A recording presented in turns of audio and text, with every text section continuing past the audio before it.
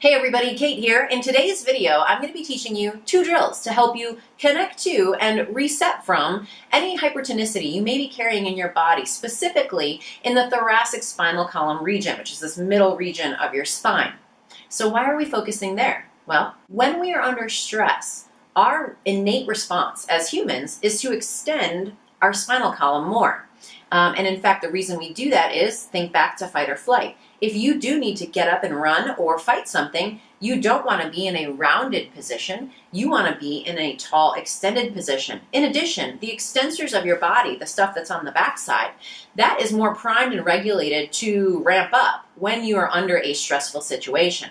The problem is, a typical Wednesday is not a stressful situation, or shouldn't be, right? But how many of you can relate to something I've definitely experienced? That chronic low-level stress of just always having things that have to be done and always having to feel like you're dealing with some sort of work challenge, personal growth challenge, relationship challenge. When we get caught up in that cycle, we start living in that higher stress level all the time. And then, yeah, a typical Wednesday becomes a reason to be in fight or flight response. So we're going to downregulate that today. I do this drill every day, first thing in the morning, but you're welcome to put it anywhere into your day that you'd like. It's very simple to go through, and I think will be quite eye-opening for you to experience what your body feels and what sensations you pick up on as you do this drill. Okay, so we're going to need some props for these drills. So you will want a yoga block or a pillow for your head. You are going to want 2 balls, and you can use lacrosse balls, which is what these are, but lacrosse balls are very hard. So you want something a bit more gentle. So either wear a heavy sweatshirt as you do this to lessen the impact of these on your body, or get tennis balls or yoga tune-up balls. Then you'll also want a yoga mat to roll up and use for support, but also a towel works too if you want to roll it up nice and tight if you don't have a yoga mat.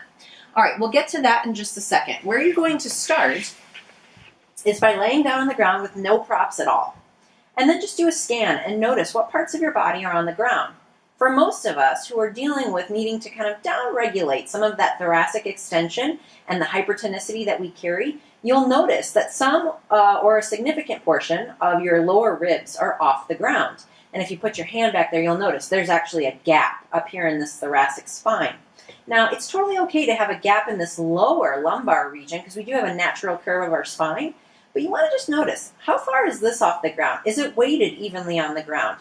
Then go to your pelvis. How does that feel? Is both hips evenly on the ground?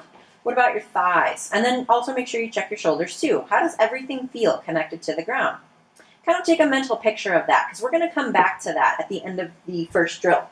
So then what we're going to do is take our first prop and place that somewhere under your shoulders so that, I'm going to want my head prop as well, so that, there we go, when I'm laying, now you can even probably see it. My rib cage is on the ground.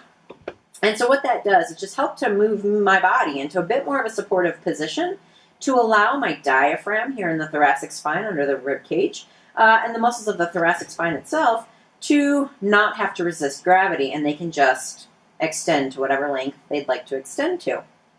Take 30 seconds there to just notice how that feels, and then it's time to begin the actual drill for our thoracic spine. So you'll take your 2 balls, and again, if you're going to use lacrosse balls, I don't recommend doing it in a thin t-shirt like I have done today, but that's just kind of how the setup went.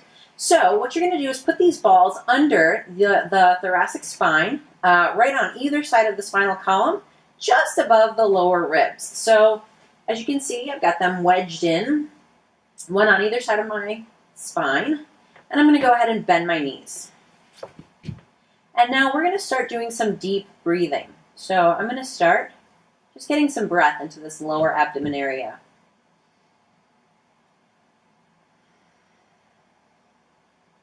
And we're going to continue that breathing pattern as we do 3 different sequences of drills.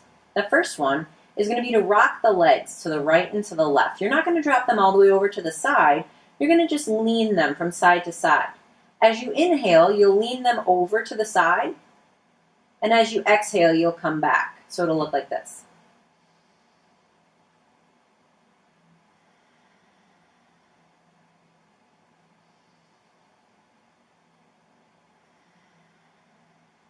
That would count as 1 time. You'll do that 3 times each way. Then on the inhale next time, we're going to raise our arms overhead like this. However far you can go. And then exhale, bringing them down. So like this.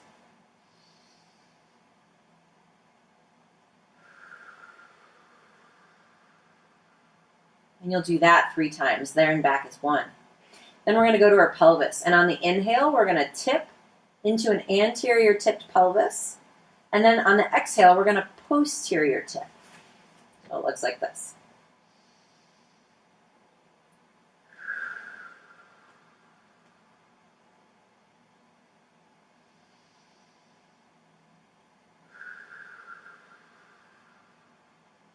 And after you've done that 3 times, you'll move the balls up about 1 inch on your spine.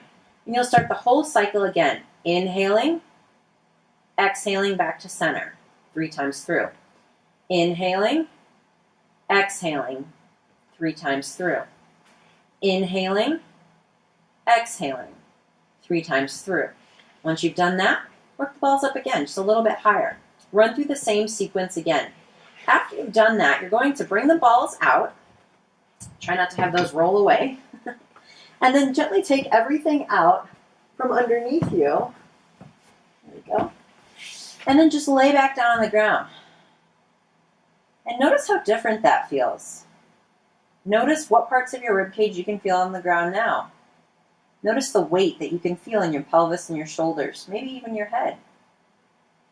Take a few deep breaths there, between 3 and 5 breaths. It will be sufficient, but more if you feel like it. And then when you're ready to go to the next drill, which is the reset drill, we're going to go ahead and roll to our side, just like you do when you take a yoga class. Over to your side, and then bring yourself up. Okay, now that we've finished drill number 1, where we connected to any hypertonicity that you may be carrying in your thoracic spine, and started to do a bit of soft tissue work and deep breathing to downregulate your system a bit, and start to tell your body, hey, you'd like it to respond in a different and new way, it's now time to follow that up with a reset drill. Because remember, as good as soft tissue work feels, as good as breathing drills feel, as useful as they are, they're even more useful and effective when they're followed up immediately with a drill that teaches your nervous system something about how you want those tissues to actually function. And that's what we're going to do here. This drill is done in the quadruped or the all-fours position. As you're doing this drill, you're going to be moving from spinal neutrality, or kind of that middle position, to extension and to flexion. You've likely seen this drill done in similar ways in classes you've taken before, on Instagram, or in other videos or workout programs that you've done. But the details with this particular drill are quite subtle and important. Your job is to go from the base of your spine at your pelvis all the way up to your first cervical vertebrae up here by your head, moving as if each vertebrae can move individually from everything above and below it, because guess what? Your spine actually is built to do that. So you're going to move as slowly as possible, trying to keep every other vertebrae still as you move each vertebrae one at a time, first into extension, then we'll come back to neutral, and we'll go back up into flexion after that. Let me show you how it looks.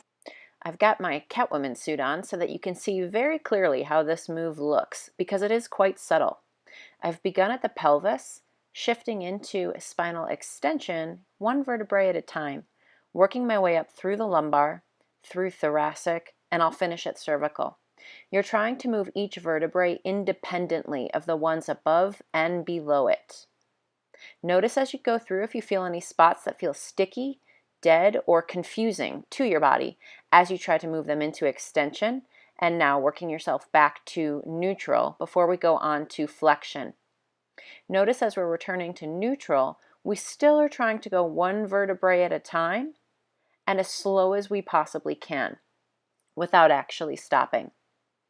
Once we've gotten back to neutral, you'll start tipping into flexion, starting at the pelvis and acting as if each vertebrae is pulling to the sky, one at a time, as if there was a magnet up there and your vertebrae were going to stick to it. Then you'll reverse again and you'll work your way back down to neutral.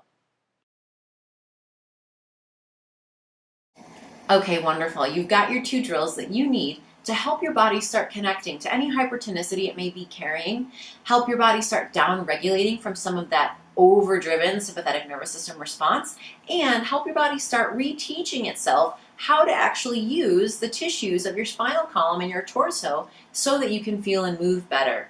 Remember, when you're caught in that extension pattern, it not only influences how stressed you feel, it influences things like how you breathe.